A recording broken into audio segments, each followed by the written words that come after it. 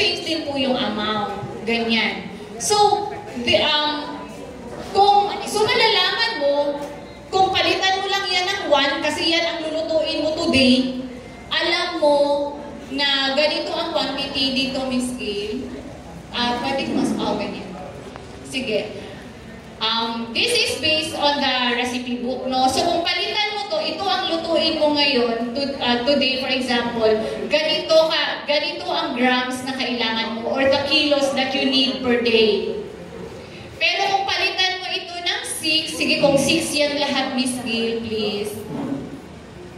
Kasi we are computing for the 120 days, assuming, no? So, makikita mo, nag-change din yung total grams na kailangan mo on all the ingredients. So, for example, ito, pwede mo to ibigay automatic sa mga cook mo or sa supplier mo.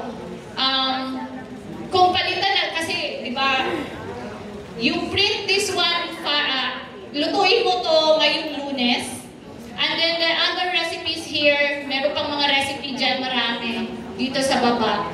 This one. As long as you change this one, mag-change din ang lahat ng quantities na kailangan ng recipe mo. So, easy din gamitin ito. Then, pag na-change, change the price on your actual price. Kasi ang price dito, tingnan mo yung chicken, 150 pa. Sige ma'am, pa-change po nga ito to 220, o to 40 daw. Hindi ba ano sa'yo? Dito sa kabila, yan. Lagay ko to 40, no? Sige, ano lang. Ayaw mag-type? Nakala. Sa PR. Yung sa downloaded. I think pag na-download nyo, ma-input nyo yung unit price. For serving kasi yan. But then I tried it kanina. You can change the unit price here, ma'am.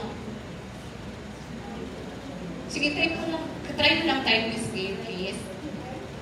Oo. Ganyan, 240. Nag-change ba? Dito, nag-change. Dito, magkano ba ang oil? Lagyan natin 100. Yung oil. Ito. Oil. 100. So, nag-change din. Diba, ito na yung actual price. So, basically, kung magluto ka ng munggo gisado for 6 times for the entire 120 days, your budget allocation for munggo gisado is 30,000, ganyan. And all the other 20 recipes dito is nakalagay. Balik tayo dito, Miss Gail. Dito pa. Yung isa. Yan. Okay. So basically, pag na-change mo doon yung quantity, yung mga number of quantity, mag-change din ito dito. Mag-change din ang unit price. And just be careful because there are pork recipes on the BLT recipe book. We take note of if we have Muslim beneficiaries, we have Adventists, we have those with chicken allergies, so ganyan po. We can change the ingredients here. So, ganyan lang po. Pakidown, Miss Gail. Ito dito. Ayan. So, basically, using the changes of the unit price, pag-change mo ng unit price, so, Miss Gail, tingnan mo, 23 per beneficiary na. Sulugi na kami. Dapat ito, 22 lang. Pero kung lagyan mo siya ng actual price, tingnan mo, na-change natin yung manok, di ba? Change natin ang kilo ng manok, change natin yung kilo ng oil, nag-change din ang unit price per beneficiaries. So, it means na yung 22 pesos talaga is medyo short na tayo. But what we can do is, like for us we had is, the rice, we solicit rice from DSWD.